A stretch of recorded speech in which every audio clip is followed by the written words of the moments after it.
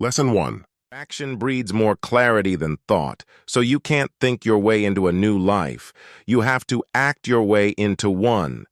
How do you find out what you actually want in life? You lean into what you think you want and take action toward it.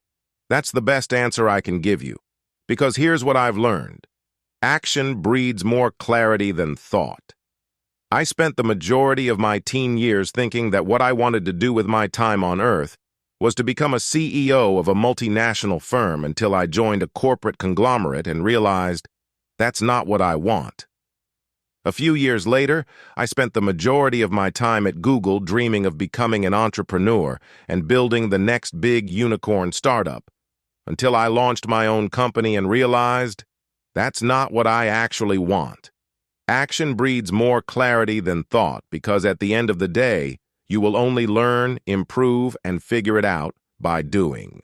You'll learn how to cook by cooking. You'll master the art of writing by sitting down to write every day. When you lean into your curiosity and walk the path, you will gain experience, and the answer to what you actually want will reveal itself to you as you work toward what it is you think you want. All you need, then, is a direction to move into. All you need is the where, not the how. Once you begin to walk the path and trust the process, the answers begin to reveal themselves to you, and the way begins to appear. That's why you can't think your way into a new life. You have to act your way into one. Lesson 2. Chasing happiness will lead you to misery until you realize that happiness is the way.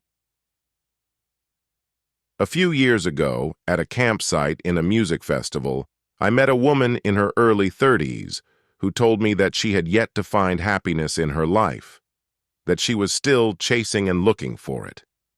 Unfortunately, I used to think the exact same.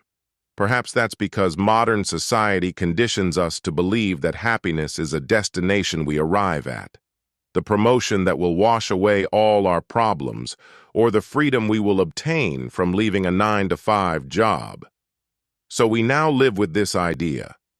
When X happens, I'll be happy. I lived the entirety of the past decade cultivating this toxic mentality, and it affected every major decision I made in my life. I was always chasing the next big thing, in constant pursuit of what's next, never truly indulging in the fullness of what I already had right here, right now. Here's what I want you to realize. Happiness is not a paradise island we must go looking for. No. Happiness is a deep-rooted rose of contentment that you carry with you everywhere you go. And you are the one who chooses whether or not to water it every morning upon waking up. Your happiness and well-being have nothing to do with how well you think you're doing, how far into the journey you've crossed, or what's coming next. Your happiness and well-being have everything to do with how present, accepting, and content you are with all that is, right here, right now. As per the words of Thich Nhat Hanh, there is no way to happiness. Happiness is the way. If you fail to appreciate this sentiment and continue to chase the big elusive dream of a distant happy future, then you'll never experience the self-worth and contentment that can be found in this very moment. And it doesn't take much to be happy. Practice being present. Write down what you're grateful for every morning. Be accepting of whatever happens, and do something every day that brings joy to your heart. These are some of the easy, simple, and practical pieces of advice on how to become happier. Lesson 3.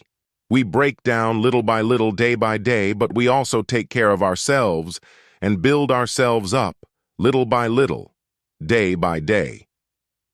Why? Because your habits define you. What you do today is a reflection of who you will become tomorrow. There's a thin line standing between where you are today and where you will be tomorrow. The hinge that connects the two is the one small habit you repeat every single day. If you lean into bad habits, or neglect the good ones, you will break down little by little, day by day, But if you practice good habits, you will build yourself up little by little, day by day. In my first 6 months of entrepreneurship, I completely neglected myself. I stopped meditating, I stopped socializing, I stopped exercising, I stopped taking care of myself. The result? Sleepless nights of overthinking, constant frustration and worry, emotional turmoil and confusion. I was miserable. Fortunately, as soon as I became conscious of this self-sabotaging behavior, I vowed that I will never allow myself to fall this low ever again.